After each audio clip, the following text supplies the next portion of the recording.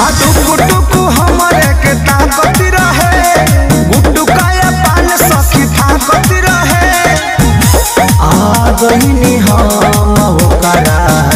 मीठी मीठी बाती में एगो लइका से फंस गई